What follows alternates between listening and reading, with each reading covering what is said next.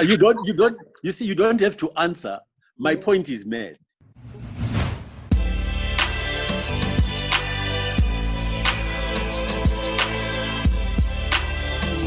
For those who are listening in to us on our podcast, welcome. We are joined today by Dr. Nkosana Moyo, who was the 2018 presidential candidate for his party, Alliance for the People's Agenda, APA. He is the founder of the Mandela Institute for Development Studies, the former VP of the African Development Bank, and much, much more.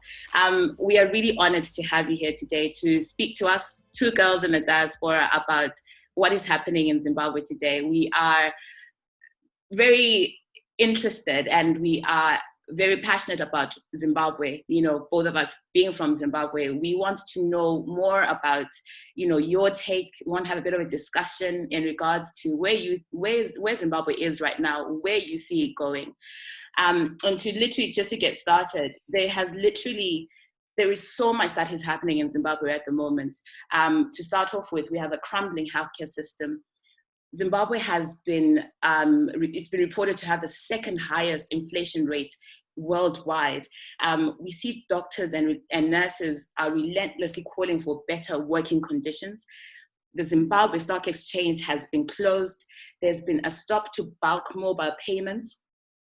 Getting a passport, a basic human right, seems like to be a dream for so many people. Like, what are your thoughts in regards to what's happening? And there's been also more reports in regards to the corruption in Zimbabwe and all these things that kind of really crush one's spirit, because you feel like, where are we going as a country? But what are your thoughts in this regard?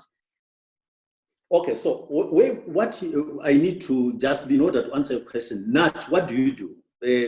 You only trained as a nurse, but I'm not sure what you're doing at the moment. And Nat, what did you train as? So I studied banking and finance, but I currently work in consulting and policy.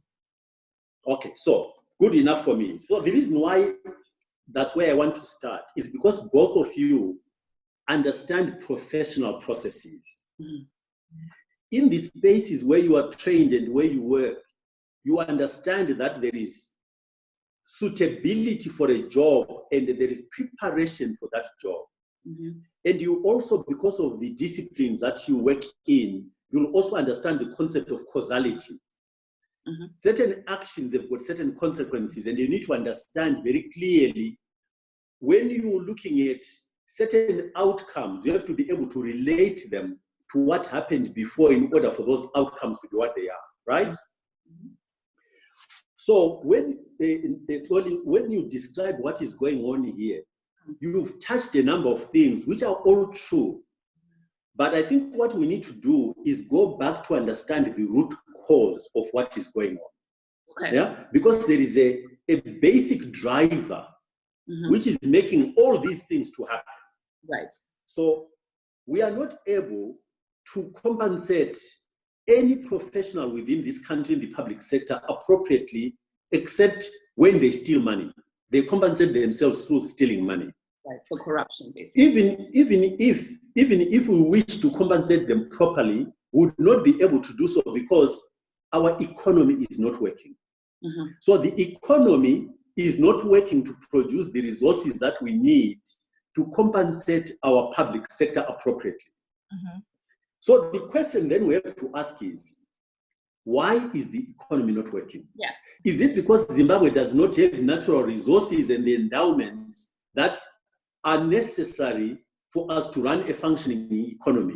And the answer, as you know, is that actually this country is well endowed with natural resources, starting with one of the most critical ones, which is people. Mm-hmm.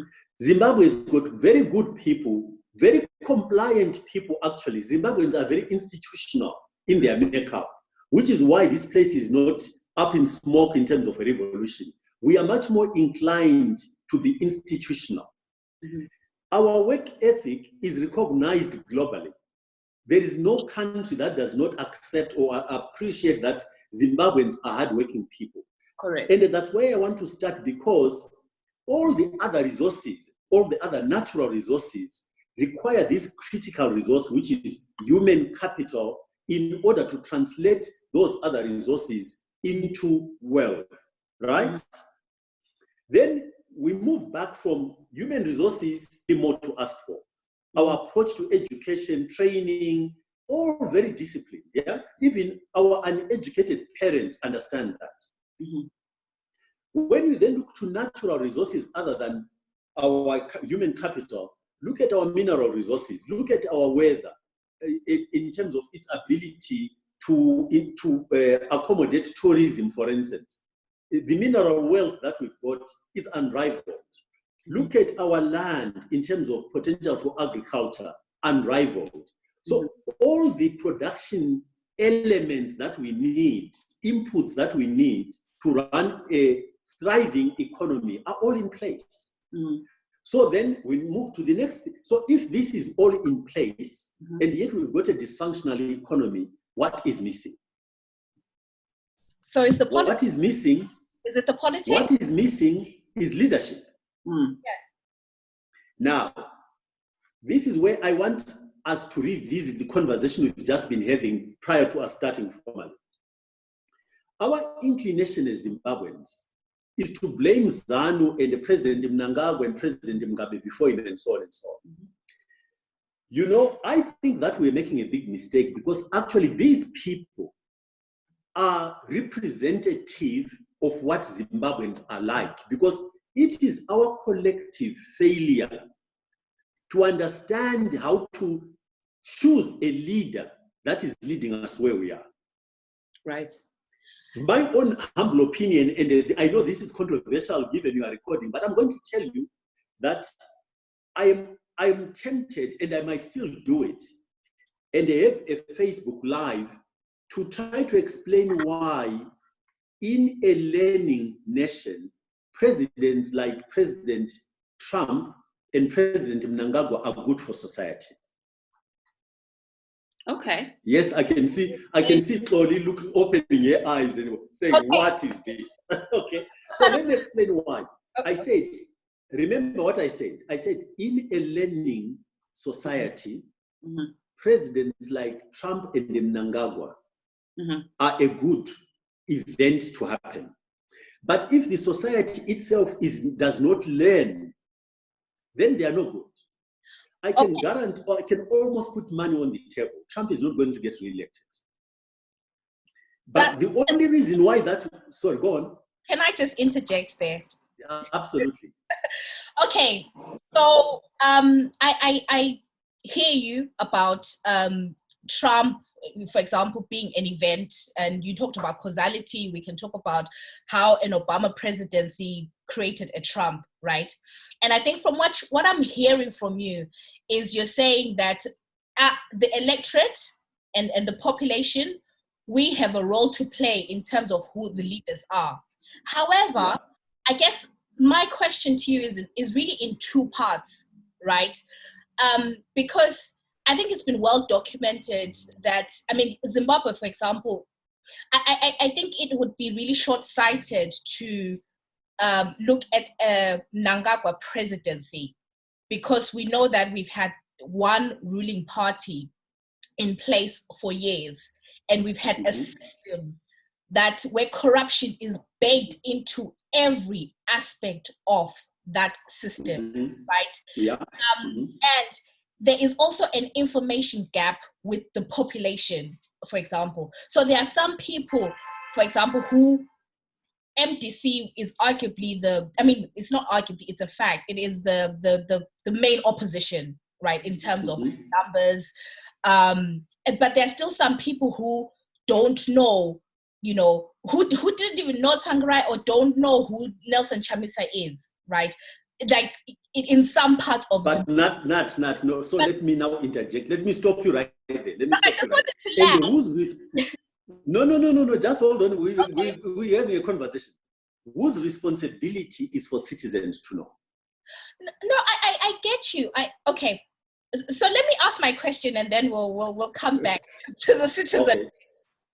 So I guess, in light of I think us as a citizen, as a population, like I said, there's been information suppression for a very long time. We're still a country that has one TV station, ZBC. There's been people that have tried here and there, but it's been suppressed.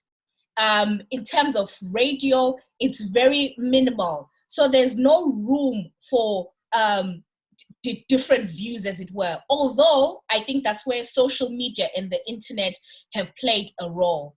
So, and I think as we're getting to that point where people are more vocal, but we can then talk about who that is, because it perhaps it's the diaspora. So I guess my question to you is, what is APA's role? What is Dr. Nkosana's role right now? No. You are going too fast. You are going too fast. Really? Let's stay at the city. Yeah, we'll get to me and APA okay, later. Let's stay. I want us to stay at the citizen level first. Yes, let's do that. We'll absolutely get to APA. We'll absolutely get to Nkosana. No problem. Yeah. So let me tell you something. I asked you, because you were ladies, about your love, not quite your love life, but your love, you know whether they were married or not. Yeah. You understand the concept of contestation, right? Yeah. If I am interested in you and another man is interested in you, that's why the English coined a phrase which says, all is fair in war and love. You understand what that means? Yeah. It means both of us will pull out of the book all the tricks possible to win you. That's what it means. That's so contestation. Using whatever means within your power. Yes, that is contestation. And I try to make Zimbabweans understand that politics is exactly the same. There is nothing that you should expect from ZANU where it takes action to make itself lose. It's never going to happen. It will not happen. So the only question that you need to ask yourself, and we need to ask ourselves as citizens, is how do we outsmart ZANU? Right. Don't keep preaching and expecting them to behave like they're coming out of a church. They're never going to do that. So if you're really smart and you understand contestation, the only question worth asking is how do you outsmart them? Understanding that they'll pull all the tricks possible to try and win.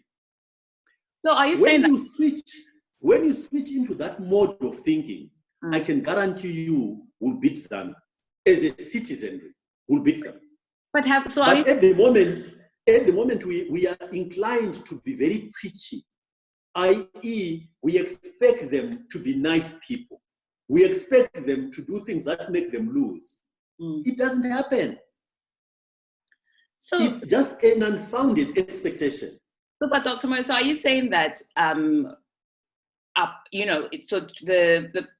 the past few years we have been failing to outsmart ZANU? Oh, so absolutely. Absolutely. So, let me just give you an example. Let me give you an example of the last election. Yes. How do you get a party like MDC, which has got so much coverage, which is actually well resourced, taking on a court case where they couldn't produce V11s for every polling station? How? Who is to blame for that? How do you go to battle and then not be clear what it is you need to do to win? I feel like you're shooting yourself in the foot a little bit, because what then in 2018, where did APA go wrong? So if you I said we're going to come to that, but I want you to really understand the citizens' issue first. Okay. So, because the rest is very easy to deal with once we have understood citizen responsibility. Right. Okay. Yeah. And I think I take that point. There's definitely citizen responsibility. But I think the point that I wanted to sort of impress was the fact that I think it's a bit unfair to wholly life is unfair, by the way. But Dr. Moyo, hear me out. So when we talk about, outsmarting ZANU-PF, right, we are talking about a party that is militarized, right? So how do you outsmart an entity that has all the state organs at its disposal, that has the military at its disposal. We know that even from the beginning of our independence, even if we go back to 1983, 1984, at the beginning of Gugrawundi, we know that, that the state military was at the forefront of attacking what they considered to be opposition. So that's the history that we're coming from. So I think it's a bit unfair I think we need to sort of map the journey of citizens in a post-Rhodesia country, right? Okay. So let me try to persuade you away from using the word unfair. If you say unreasonable, we can debate. Okay. The minute you use the concept of fairness, you are playing in the wrong field, because you go back to what I told you, that our expectation is fairness. I just gave you something which you should. If you take anything away from this conversation, just remember, all is fair in war and love. So the minute you don't let yourself get attached to the word unfair. Okay. Okay. All is fair. Okay. So if you say what's the word? Unjustified to structure it that way, we can debate. But fairness is going to lead you in a bad place. So so Zimbabwe is militarized, you're right. The issue still stands. When you go into war, if I may put it like that, let me use the land issue because it's a good example. Yeah. When you are a general and you're leading an army against another army, it is your responsibility to do a SWOT analysis as cold-bloodedly as possible. What are their strengths and weaknesses? What are your strengths and weaknesses? In order to understand what options realistically you have of taking them on. What did we do wrong on the land issue? We behaved as if we had the resources as Zimbabwe to take on the Brits and the Americans in a particular way, and they think that we could get away with it. Does it mean we were wrong to want to get the land back? The answer is no, we were not wrong. Were we strategic, however, about the methods we chose of doing it? The answer, we were totally unstrategic, because we let our emotions run away with us. Emotions are not a good way to formulate strategy. Yeah? If Zimbabwe at that time had taken, for my own speculation, if we had taken the army and sent it out right through the country and said to the army, you are responsible for making sure that no life is lost. Not one person is killed during the land takeover process. Not one farmer is killed. I've got a feeling that would have got away with it and would be in a totally different place. The minute we allowed our people in a state-sponsored way to kill people and kill farmers, we lost. And we lost not because of what the cause was wrong, we lost because we were not thoughtful in terms of strategy. So we were taking on somebody much stronger, somebody much bigger, both militarily and economically, but we did not take that into account, and therefore we didn't formulate the appropriate strategy. Your identification, which is absolutely spot on. All the institutions in this country are militarized. All the institutions which are supposed to be state institutions have been turned into ZANU institutions. So you have to absolutely understand that is a reality that you are dealing with. Whatever strategy you then come up with must be filtered through that lens to say, does it pass or not? If you don't do that, you fail before you start. Okay, so let me proceed in answering you. Here is the beauty about this country. All the people that you've identified who are in the public sector and therefore are in theory, what's the word I'm looking for? They've been captured. Yeah, they've been captured. The fortunate thing about this country is that every single one of them is related to somebody In fact, most of them now are suffering the same way that most Zimbabweans are suffering. Therefore, if you play your cards correctly, you will be able, just in the same way that in any war there are spies from the same community. Remember, I worked in government. I worked in government in a ZANU control system. I had people who supported me in spite of the fact that I was not ZANU.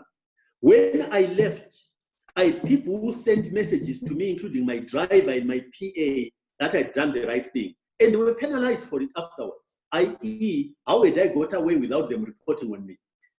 We should not make you see, one of the biggest mistakes we could make is to assume that everybody who carries a ZANU card is an enemy. A lot of them are not.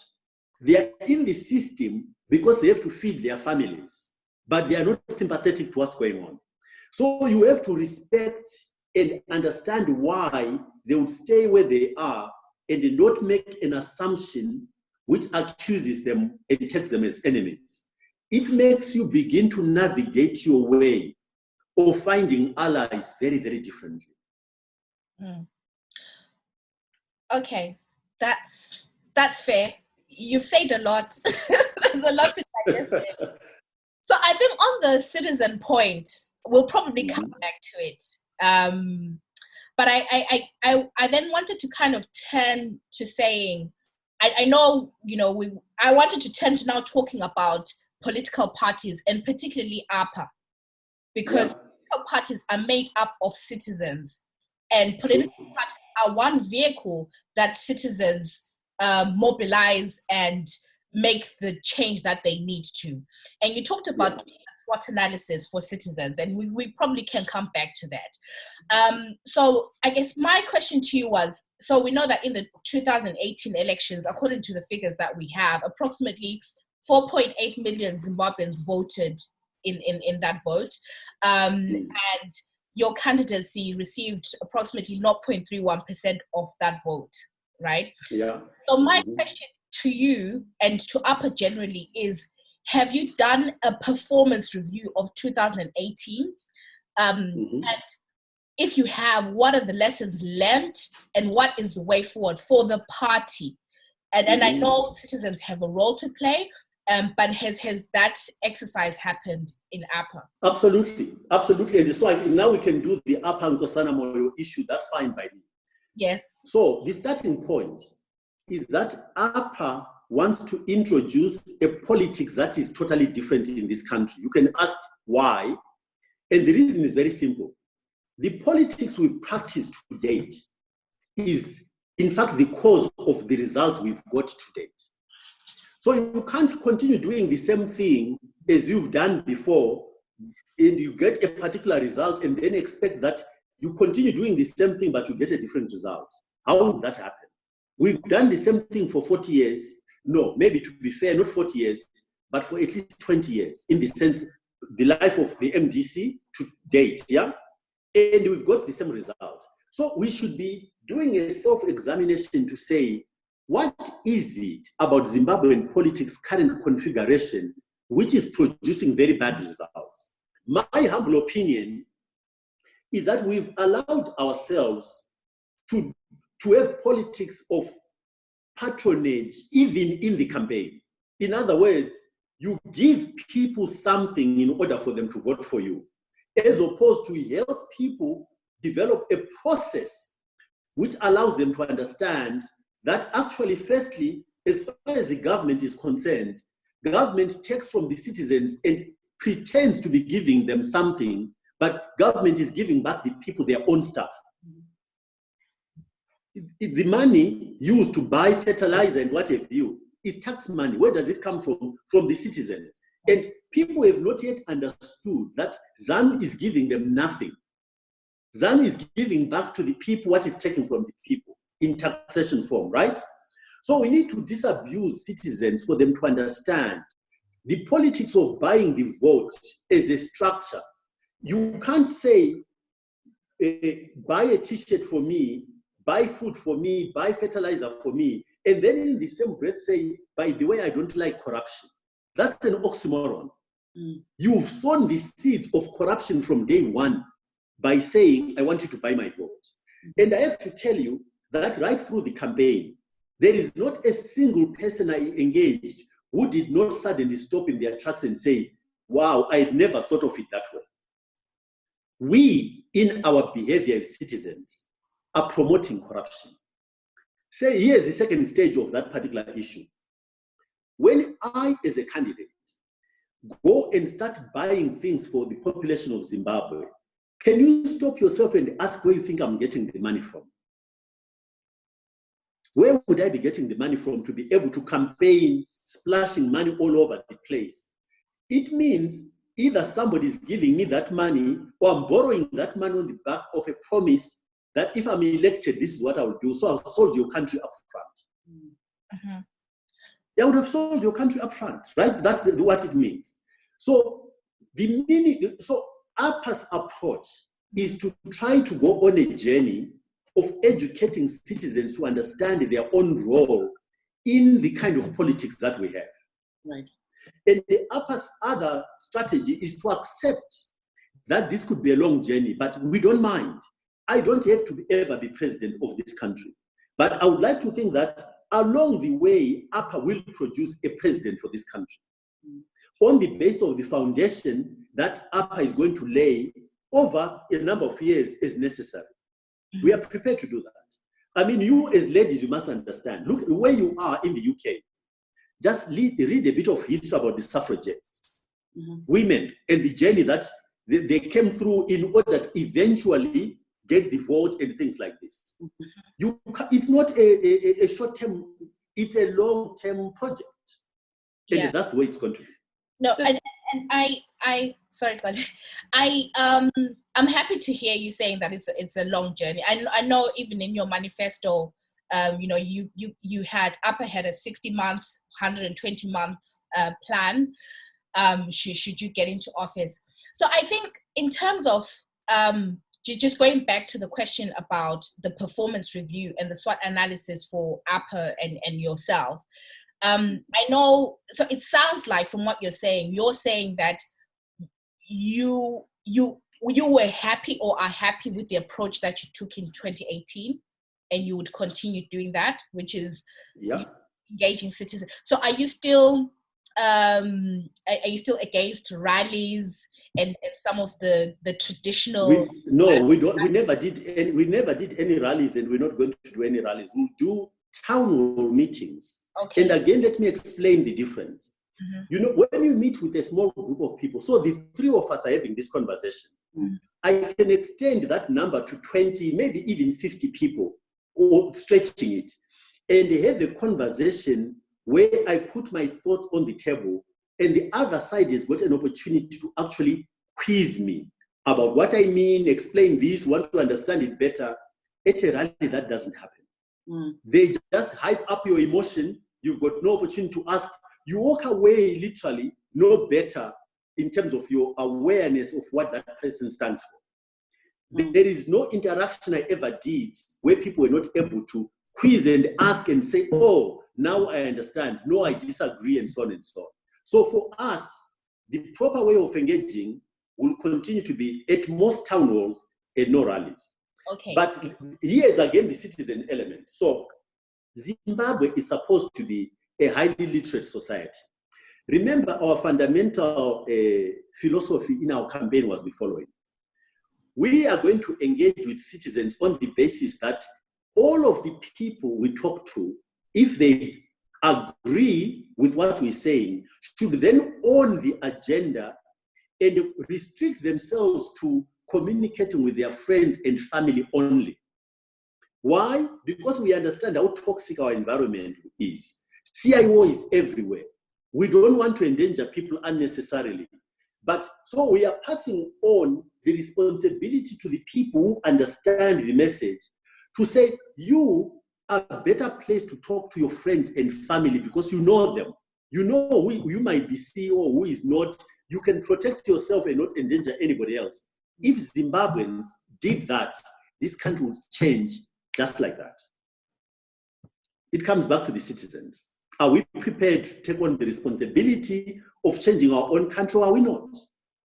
Can I ask, like, you carried out a SWOT analysis of what happened in 2018, and yet it sounds to me that you are wanting to carry on using the same methods that didn't necessarily get you forward. But the town hall meetings, it sounds to me, and again, it sounds very foreign to me, because we are used to like rallies, and maybe that is what people of Zimbabwe are used to as well. It sounds very almost elitist, can I say, where you kind of bring people together in a little room and have such a discussion. I think it sounds good on paper, but then are you taking away from what people know best? And is it maybe not, would you not consider doing perhaps both approaches to attract a wider range of people to come in to hear about what stands for? Well, let me reverse the question. This thing that you're saying people are familiar with, that you seem to want to promote, what results has it given us? Okay, so it hasn't produced, for my point is, like, for APA, you guys didn't. No. So before we go to APA, as a country, this methodology that people are familiar with, what results has it given us? I guess it's given us the same system, the same corrupt system that we have been used to for the past few years. So why would you promote it? It's fair. Yeah. My follow-up would be, I hear that, and I see why that would be one approach, because people are more likely to, my family and friends are more likely to hear me out rather than an external party. However, I feel like it's almost like it's a toolkit. You have a toolkit and different things that you can use as a political party. So that could be one of them. But granted, let me tell you what the driver is. Maybe we need to just square up and be very honest about this. I am not desperate to be president of Zimbabwe. Okay. And I'm not going to do it at any cost. Right. I just am not going to do it. I believe in something, and I would rather take time promoting that belief, which I think in the medium to long term will produce a totally different Zimbabwe, than continue playing into a structure which I know will produce results we don't want. Yeah. People think that when they support APA, they are doing APA and Nkosana a favor. It's a big problem. So I'm not going to do things which people think I'm doing you a favor. I want people to invest in their own country for themselves and their families and their children. Once they start reformulating it like that, they are free to choose. For me, if you follow the correct process and choose somebody else who is not Nkosana Moyo, but who then delivers the results, I'm okay with it. I want Zimbabwe to thrive, not necessarily for Nkosana to be a president. But I'm also convinced that the method of making Zimbabwe thrive is not the current method. Okay. Right. That's fair. Can I just follow up? I think it's very interesting that you said, I forget exactly what you said, that you're not desperate to be president, because that comes across. Yeah. That comes across. And I think for me personally, when I've had conversations with people, it's very interesting, because on one hand, I think we actually need someone who's not desperate to be president, because we know that they're not going to, because as you said, if you were to win, you'd be a one-term president. So that I think there's a part of it which is kind of like, really like, yeah, we need someone who's not desperate. But on the other hand, and not just for Zimbabwe, just generally when you talk about politics, there is a performance that comes with wanting to be a candidate. You can be the most skilled, you can be the most intelligent, you could be a former Harvard Law Review president, but you still have to do that performance of, almost like showing people that, please vote for me. You have to hold babies. You have to show that enthusiasm. But you see, Nat, that's fascinating. Let me tell you what the kind of performance I think the citizens should be asking for. This interaction, I want you to start judging me not because I came and kissed your baby. but because I was able to address your issues in a manner that was credible and which you could understand. That is the performance I want. If we want our country to be managed competently, that is the performance I'm saying we ought to persuade our fellow citizens to look for. Okay. In the process, let's go back to your professional. You are professionals. You know that in any company, when you want to fill a job, before you even send out an advert, you, the owners of the company, need to make a decision about what is the job description? What are you looking for? Where is the gap in what you're looking for? You then write a job description so that when the applications come in, you've got a template against which to then sift the CVs that have been submitted. Once you've done that, you then interview the candidates. You then look at their track record, what they've ever done in their... So there is a process issue which I'm trying to persuade my fellow citizens to say, guys, if we are going to ever elect the right person, let's adopt this methodology. Not because they came and kissed my baby and bought me fertilizer. That's what we've done, and look at where we are today. Yeah. Okay. And I appreciate that. We need to do things differently in order to have different results.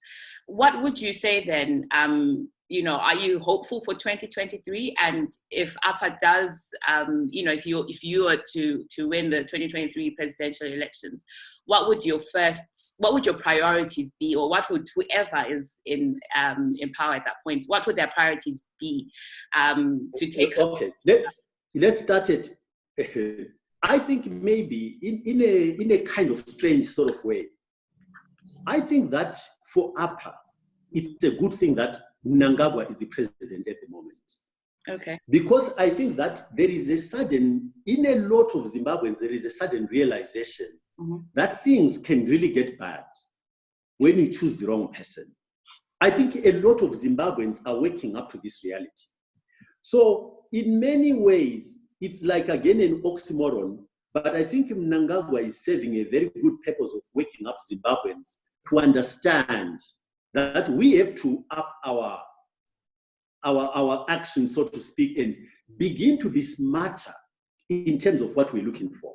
Okay. Yeah. Now, in terms of what we will do as APA, again, I don't think this is complicated. Go back to the conversation. You started by telling me in the health sector, our economy, our country, in virtually every respect, is collapsed. Why? People worry about exchange rates, the monetary policies and fiscal policy. It's all rubbish because the root cause is poor management of the economy. That is the root cause. You get that fixed, plus zero tolerance for corruption, plus management based on meritocracy, not on the basis of patronage and who is my relative and so on and so on. If you get those things sorted out, constitutionalism, meritocracy in management, understanding how investors behave, what are they looking for? Have you ever been an investor? You understand how financial institutions work in terms of getting your economy sorted out. Things about how the world works today and you respecting human rights. Firstly, you should respect human rights because you care for your citizens anyway, right? That's the starting point. But you cannot escape attaching that also to the reality that when you are seen to ignore human rights, there is a very narrow part of the world that is going to have a good relationship with you. So our whole re-engagement exercise, when we continue to kill our own people, is a bit futile. Yeah, it's like we don't know what we're doing. We don't understand what it takes to get a country back on its feet and be able to relate to the world in a constructive and supportive way and attract foreign direct investment. All of these things will depend on proper governance, constitutionalism. We've got our own constitution of 2013, which we absolutely don't respect. And the world looks at us and says, who are these people? What are they? Yeah. So it's not complicated. Get those things sorted out. In other words, zero tolerance for corruption. Yeah. Constitutionalism. Because constitutionalism helps your own citizens to believe in their own institutions and government, so that it's a national effort to get us going. These are very few, but a handful of things. To get those right, Zimbabwe will flourish. And I don't think that it will take more than a couple of 2-3 years to get Zimbabwe beginning to trend positively in order to give people confidence that this country is going in the right direction. That's all it will take. Very little time. And in because the fundamentals are there. Yeah. And in fixing the economy, like which 3 sectors would you focus on? Would you pour money? Well, the easy, what low-hanging fruit, with very little money input, the private sector can take care of mining. Yeah. The private sector, largely combined with the public sector, can take care of agriculture. With a little bit of investment to make the infrastructure amenable and acceptable, tourism can flourish. These 3 can be done almost overnight. Yeah. Yeah. And it's not complicated. What are your thoughts, though, on the healthcare in Zimbabwe at the moment? I think, like you've already alluded, that it is crumbling, and just as a lot of other things are. There was a report that was leaked, I think a few weeks or months ago, saying that at Impilo Hospital, like the cost of a night in ICU was like $5,000 a night. Like, there is so much that is going on in regards to healthcare. People, the doctors and the nurses are obviously, again, crying out for better working conditions. Yeah. Is that something that you would, and what are your thoughts in that respect, with where there is so much money that is needed for life, for your life to be preserved? You need to have life. And unfortunately, many people don't. Okay, so I'm going to give you my answer in 2 parts. And the first part, you are the expert, feel free to contradict, correct, whatever. So the first part is a financial one. Mm-hmm. Our prioritization in the use of money stinks. We've spent, just now literally, we've spent millions buying vehicles for senior civil servants and diplomats. Yeah. When our people in hospitals are dying. So it's not like we don't have the money. We just have got a totally messed up way of prioritizing the resources we have. So for me, the first part in dealing with our health system would be to look at the resources we have and prioritize life in that sense of making sure that sufficient resources go to making the infrastructure we already have function properly. Because the hospitals are there already. It's not like we're needing to start off by building new hospitals. Mm-hmm. They are there already. But we are taking money and putting it into buying trinkets and externalizing some of it and the like. Crazy stuff. Yeah? So that's the first component, prioritization and putting resources to make sure that what is there already works well. The second bit, which is where your expertise is probably going to trump my view, but here's my view. I think in the healthcare system, you reduce the burden on the system by putting resources in primary healthcare. Mm-hmm. Yeah? So in other words, take care of primary health in order to minimize the need for people to go into institutions. Mm-hmm. What are we doing? Again, we're taking money and wasting it on vehicles, and the people are drinking water that is causing them to develop diseases. Mm. We are totally irrational in our behavior. So for me, primary health care, water and sanitation, in order to take care of the base, to minimize the referral into hospitals flow. That's how I would deal with the healthcare system. Okay, no, that's fair. And what are your thoughts on, like, obviously there's a lot of, you mentioned before that people are part of the economy. By the way, if you had an opportunity, I challenge you to take these same questions and go and ask any of the 23 other candidates and see what answers you get.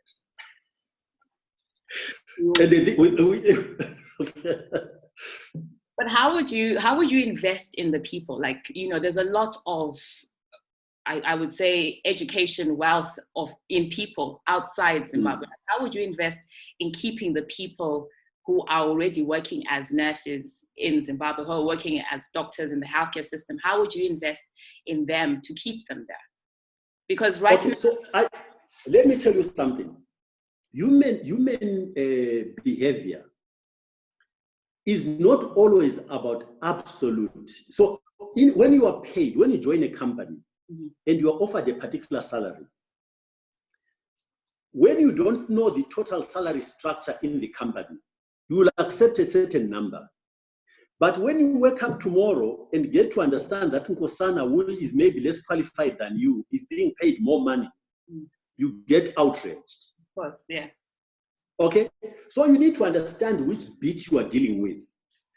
If Zimbabweans were told by a leader of this country that for the next 3 years, we are all going to have to tighten our belts because our country, we're having to embark on a recovery program.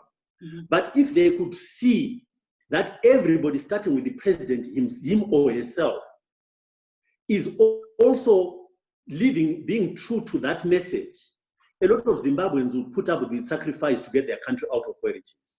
Yeah? Okay. But when they are being told that, go and eat, what did he say? Go and eat vegetables and whatever. And then he's hiring private jets. People say, okay, I don't understand this. And then they see every other day, senior civil servants are driving expensive brand new cars, which is coming from your tax money. Again, people say, so what does this message mean? So the first stage is making sure that what you are asking of the people can be reconciled with your own behavior. When you do that, and as the country gets more resources, and you create transparency where those resources are going, I think a lot of Zimbabweans will put in the necessary sacrifice for a couple of years to get the country back on its feet.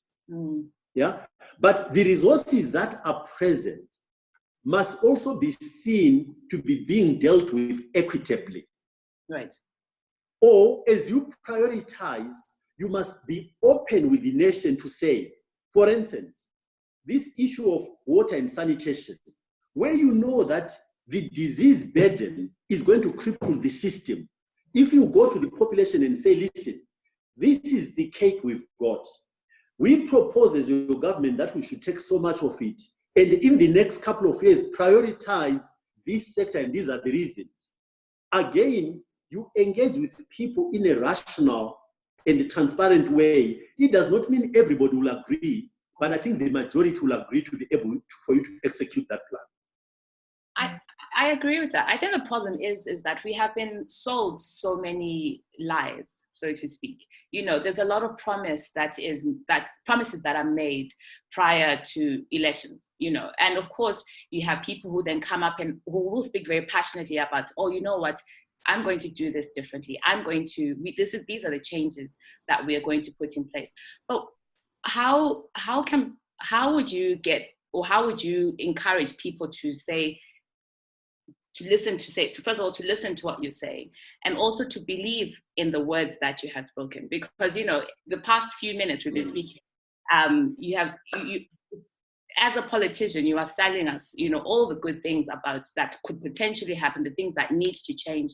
Yes, we are working in a system that has been, mismanaged, a system that is not working. And because we're used to doing things differently. But here you are, you're saying, let's do things differently. Let's talk, let's change the way people think. But how, after you have captured people, how do you then keep to your word that this is how I'm going to be transparent? How then do you keep to your word and keep the people in your party as well? How do they keep their words to the people? So let me tell you what. I am not a politician. You want me to be a politician. Okay. You've been trying to persuade me to be a politician. Yeah? Yeah. No. You've been saying to me, go and behave like all these other politicians in order for people to vote for you. And I'm not going to do it because I'm not a politician. I'm a manager. Okay? Right. That's point number one. Okay. Point number two, I am the only person in this country who walked out of a position of influence voluntarily. You know it, Zimbabweans know it, but you choose to ignore it. The only truth you've got is history. You can't tell a lie about history. Anybody else can promise anything in the future. But when you want to do a screen to test whether what you're being told is got a likelihood of happening, try to look into the past. Right. What is the track record? That's all I can tell you. Yeah. No, and I think that's definitely one thing that I know when you became a candidate, you know, people were saying, oh, but he was in government, and people were quite clear in saying, well, actually, you know, he's the only. I think there's someone else, I forget his name. You were one of the two. No, but the other person resigned because his daughter had leaked examination papers to the public. Remember? Okay. Yes. But I walked out because I disagreed. Yeah. No. And policy and yeah. Okay. And that's definitely commendable. And I think you're right in saying that people should look at that track record. So talking about track records and being in government, I'm assuming that at the time that you took that position, you know, you took it in earnest, hoping that you'd really be able to manage and bring your skills to it. I just wanted to ask you about the Minister of Finance, Nat Xolie. As someone who, you know, you've worked in finance and in the development world, how do you think he's doing? That's part A. And I think secondly, if you were him as a technocrat, would you have resigned by now? So the last question is easy to answer. Yes, I would have left by now. Okay. How he's doing, you know how he's doing, because the question actually should not be how he is doing. Mthuli is part of a team. Yeah. You understand? He's part of a team like any other team, whether it's a football team, a netball team, or whatever. So if you take which football teams do you know in Zimbabwe? Highlanders, obviously. So okay. So take Highlanders, and go to Europe and go to the first league in Europe and go and pluck out a top flight player, one, and come and stick that person into Highlanders as it is today. You think you've created a winning team? I mean, Highlanders is a winning team. No. Have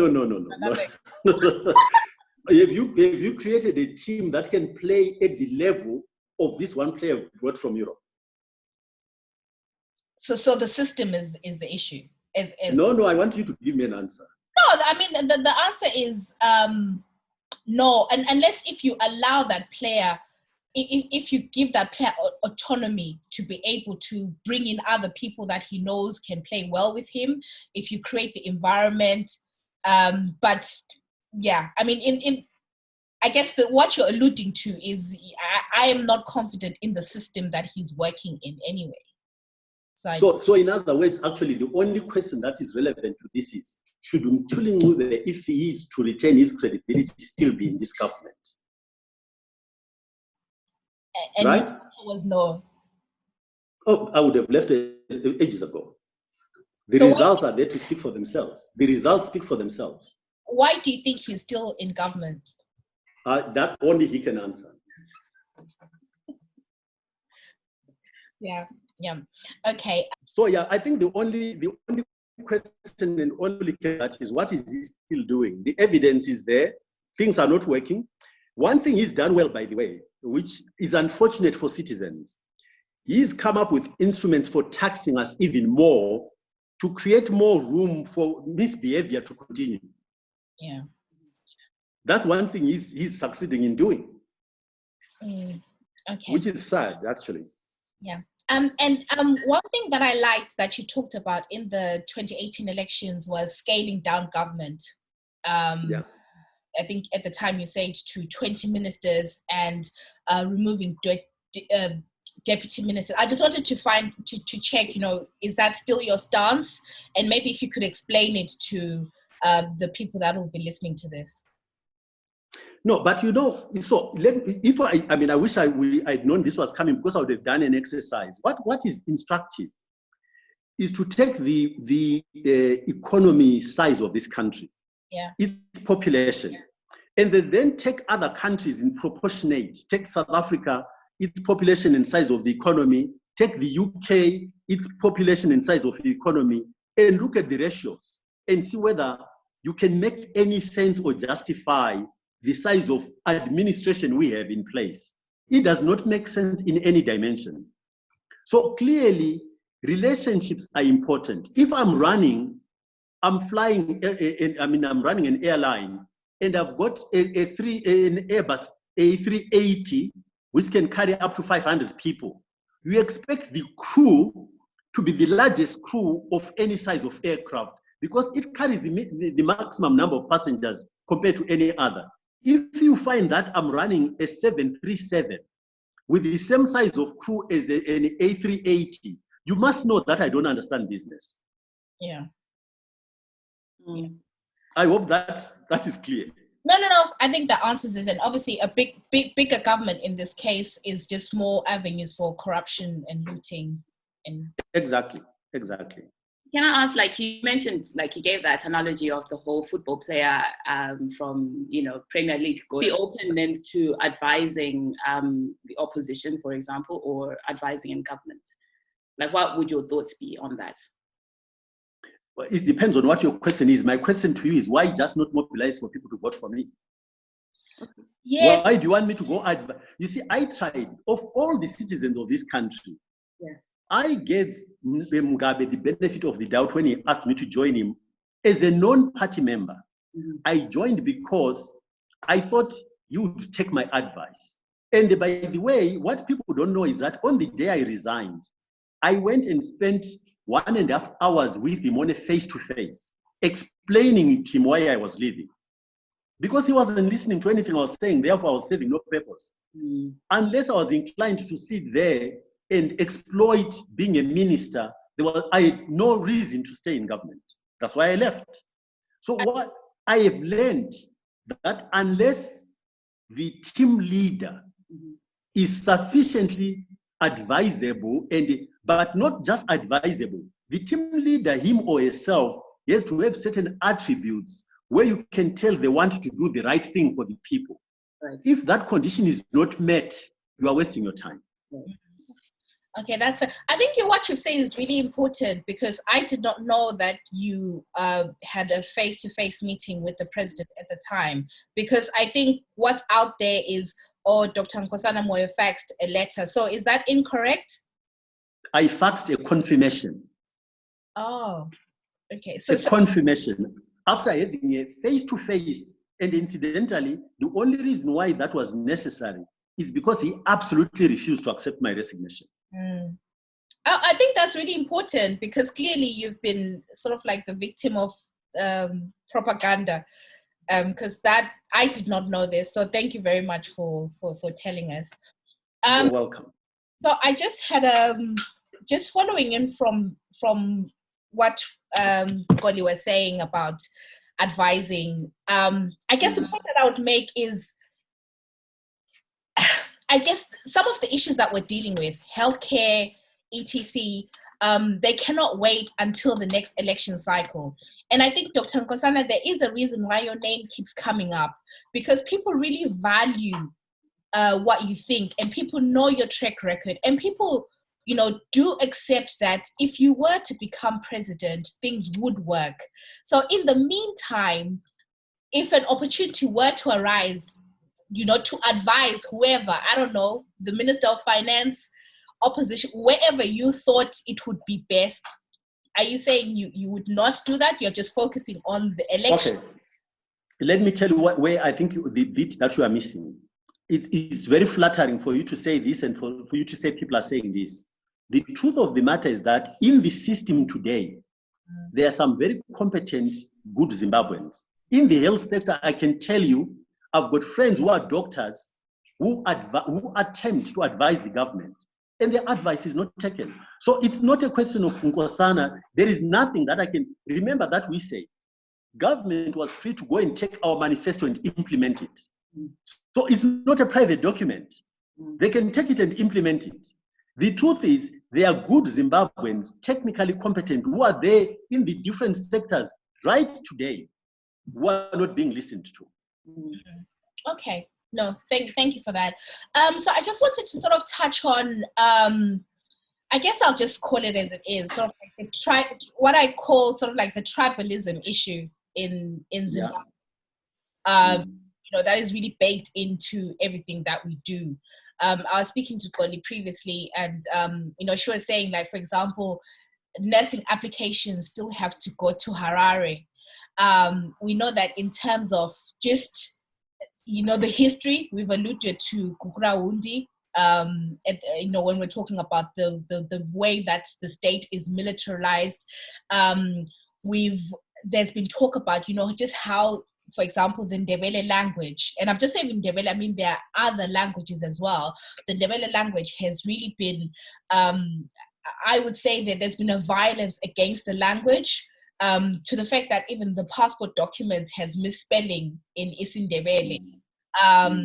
Companies, I would say purposely go out of their way to misspell things in Ndebele, and there's just there's that tribal issue that is there that I think will not go away. And I know that I found it interesting that when you were in 2018, I felt like you almost had to explain yourself in a way that other candidates did not have to, by explaining your dual heritage, Ndebele mom, Karanga father, and I felt like, oh, that's interesting, because nobody else sort of has to do that. But because, Nkosana Moyo, I just want to kind of get your thoughts on, how do we move forward in terms of, I guess, addressing this tribal issue, and also really making Zimbabwe truly a home for all, and not just Harare-centric, for example, not Shona-centric, so that everyone can have a slice of the Zimbabwean pie. Okay. I think you are right to highlight this challenge, but I would also point out that actually Zimbabweans left to themselves, in my opinion, are not as tribal as you think. Politicians are using the tribal card to divide Zimbabweans. Intermarriages within Zimbabwe are not an uncommon issue. The whole of the Midlands is essentially both Ndebele and Shona, which is where I grew up. Yeah? So I don't think that the challenge is as bad as it appears to be, but politicians are making it a factor. So I think if you had a different leadership, Zimbabwe would transform very, very quickly into a nation where tribe is of no consequence. Tribe is respected, given its place, but not made a challenge, a problem. That's my view. But unfortunately, the change has to be led from the top.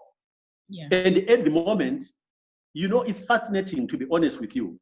Even on radio now, you don't hear standard Shona spoken.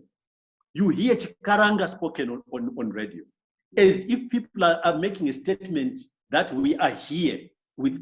It's sad for me to witness this, because there is something that was developed called standard Shona, but now Karanga, a subset, is being given prominence, which is like a statement to say a particular subgroup is in charge. I think it's driven by the top. Yeah. Thank you for that. And also just to segue off from that, looking at human rights, and something that I think has also been gaining a lot of traction. A lot of people are outwardly coming out and speaking about their experiences. For example, the LGBTQI plus group. There was a question that was actually asked on social media by somebody called at I Am a Force, who asked you, what is your stance on the LGBTQIA plus rights and women's rights?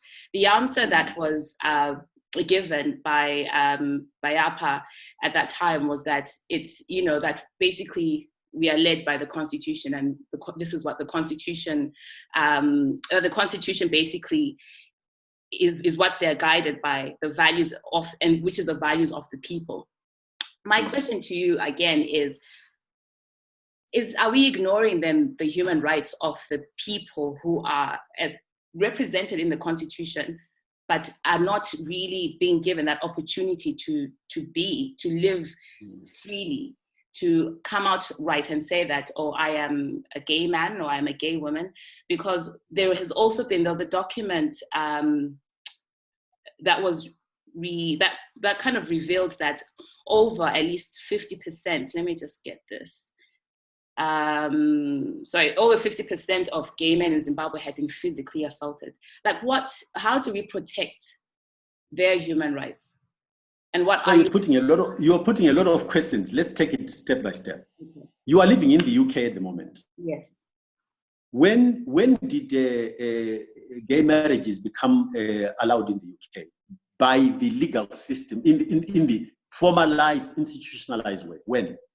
So I'm not too sure of the exact time, but for as long as I've been here, it's been something that has been widely. So I'm not too sure of the exact year. No, that's not true. That is not true. Please check it. Okay. So the importance of... Say that again. I think it's within the last 5 to 10 years. Exactly. Yes. So the reason why I'm pointing that out is not so much to create a problem for you, is to understand that when you are a society, there are rules you agree to be bound by, and there are processes for changing those rules. And so when we say APA is led by the Constitution, it does not mean that that Constitution cannot be changed to accommodate violation of human rights where the society itself begins to say this is not right. If you see, part of what bothers me a little bit about this question, let me give you another anecdote, actual example. A few years ago, Uganda went through a democratic parliamentary process dealing with exactly this issue of gay marriages. And the parliament in Uganda decided against gay marriages. And then the Western world went to war and said we're going to withdraw aid and so on. And yet Uganda had gone through an institutionalized parliamentary democratic process. And I thought this was very unfortunate because at about the same time, different countries in the Western world were going through exactly the same process, but through their parliaments. The Americans, in terms of the army, in fact, I think Trump has just reversed it. The army in the US did not allow gay men. And I think it was Obama, during Obama's administration, where going through Congress and all of those processes, that was then allowed. And I think Trump has reversed it. As you know, he wants to reverse everything that Obama ever did, yeah? The UK, as I say, gay marriages in the UK have only been allowed within the last few years, not for as long as you've been there. But what they do is respect their institutions and processes. We must learn to do the same, provided people understand that your constitution is something that can be revisited when the society itself says this particular element of our rules of engagement is not acceptable. Let's have a conversation and let's go through the process of deciding how we revise it. That is what is important. If Nkosana Moyo said, I want to give to myself the right to say yes or no, you must know you've got a problem. Okay. No, that is fair. That is a fair answer. But just to kind of follow up on that, I think it's interesting, and you are right in saying it is an issue that even the Western world has sort of decided on in recent times. But I think there is an argument that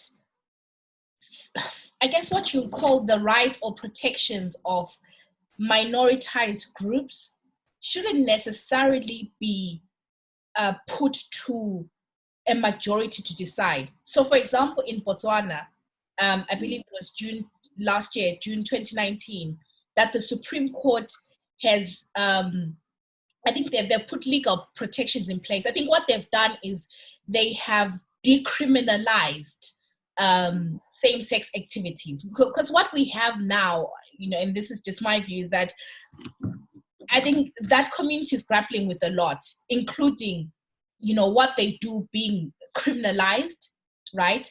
And there's no there's no protection afforded to them, right? So even just from that human level, why should that be there in the Constitution? Why should someone live in fear of violence, and why should that be put to? No. Nat, I agree with you. In terms of, I think observance of the rules as they stand must at all times exclude people taking the law into their own hands. That's not part of institutionalization.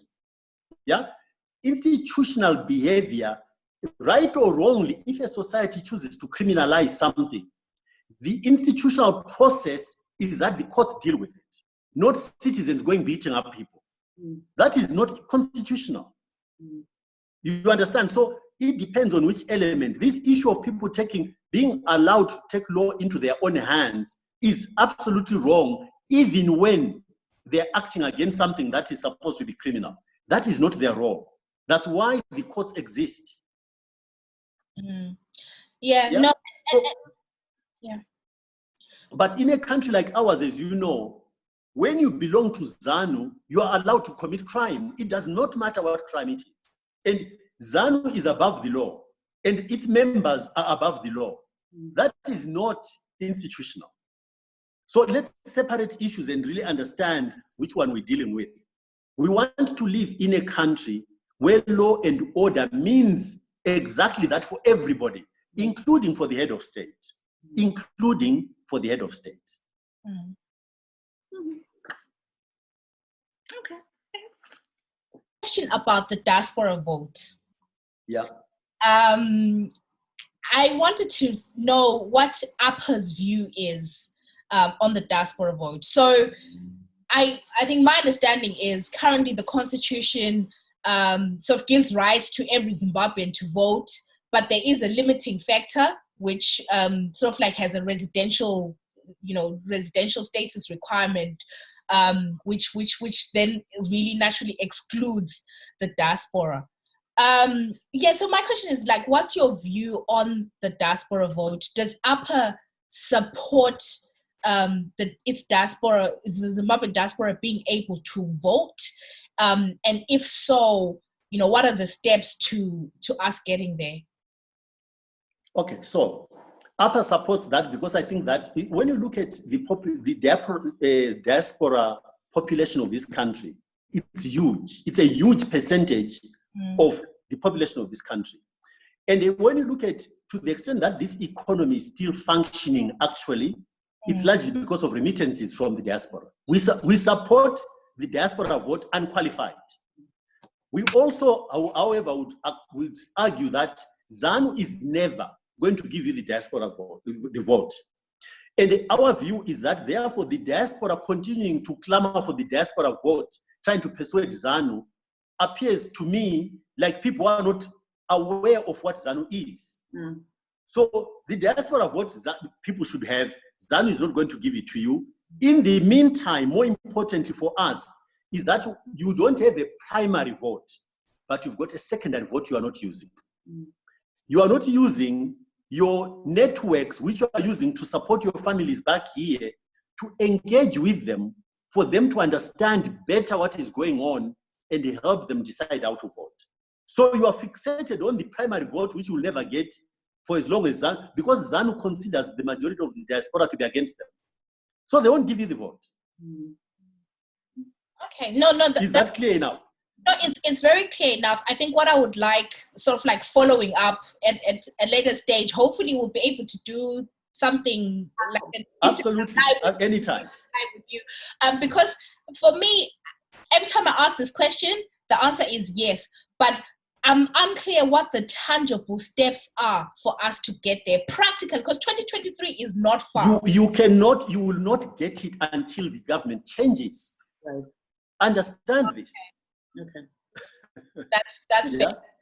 So can just very quickly, as you said before, you APA and you are very much more town hall-y stuff, like town hall-y, pushing a town hall conversation kind of thing. Would you be willing to meet up with a few people, as we are online just now, creating a platform where we can have a conversation like this in the near future? Anytime. Yeah. Anytime. Okay. That's good to know. We'll definitely be in touch. We'll definitely take you up on that. That would be my pleasure. And just to sort of end, because I know we have to go quickly. So there are a few things that people may not know about you that I found interesting. That firstly, that you're a pilot, and secondly, that you came up with the name Econet, or inspired that version of that name. So I just wanted to find out from you, do you still fly? And I was interested in the Econet story. No, I'm not current. That's the term. I'm not current with my license. Right. But yes, I'm qualified as a pilot. But and I can. In fact, I'm tempted to go back and reinstate my pilot. I might just do it one of these days. And yes, and Strive himself has put it out in the public domain, so it's not coming from me even. Yeah. Strive himself has acknowledged that we helped when I was running Standard Chartered Merchant Bank. We helped him with his whole Econet fight. And then when he came up with a very long name, I'm the one who said, listen, just call it Econet. Yeah. No, yeah. I thought that was fascinating. We may come to you for other branding ideas. That's fine. Yeah, but no, thank you, Dr. Moyo. This has been quite an insightful conversation. Thank you so much for taking the time. You've really impressed upon us the role that citizens have to play. And I think going forward, we'll try and, I guess, be a bit more introspective and see, what role we can do. I do hope that we'll have another opportunity to speak with you, perhaps in a more interactive setting where we can have more people. But really, thank you so much for your time, and thank you very much. The pleasure is all mine. So yeah, let's do it somewhere and include more people. Definitely, for sure. Thank you very much. Very much. Bye.